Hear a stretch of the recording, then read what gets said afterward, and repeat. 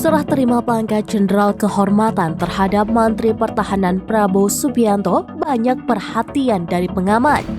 Peneliti Lembaga Studi Pertahanan dan Studi Strategis Indonesia, Benny Sukadis, pada Selasa 27 Februari 2024 mengatakan Prabowo mempunyai sejumlah catatan kinerja selama menjadi Menhan.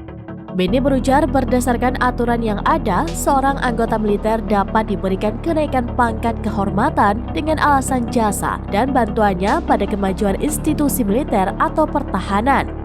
Sementara itu, Benny menilai bahwa Prabowo masih memiliki banyak pekerjaan rumah yang perlu diselesaikan, utamanya terkait menjaga kedaulatan nasional. Menurut Benny, dalam situasi dan kondisi yang kini terjadi, pemberian pangkat ini dapat dimaknai sebagai hadiah dari Presiden Jokowi kepada Prabowo Subianto. Benny mengatakan Prabowo masih dianggap bertanggung jawab atas dugaan kasus pelanggaran HAM saat penghujung Orde Baru.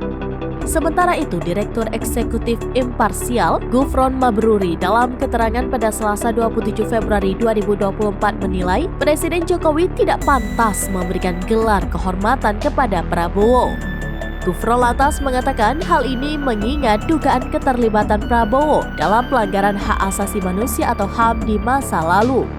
Menurut Gufron, pemberian gelar ini merupakan langkah politis Jokowi dan bagian dari transaksi kekuasaan politik elektoral.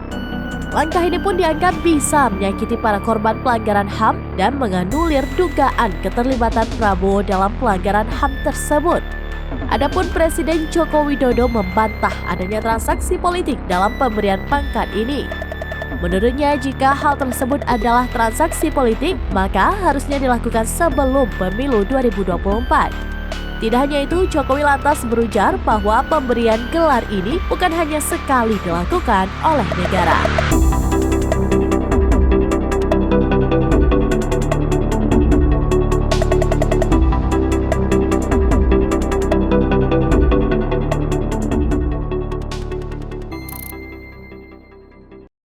Download Tribun X sekarang, menghadirkan lokal menjadi Indonesia.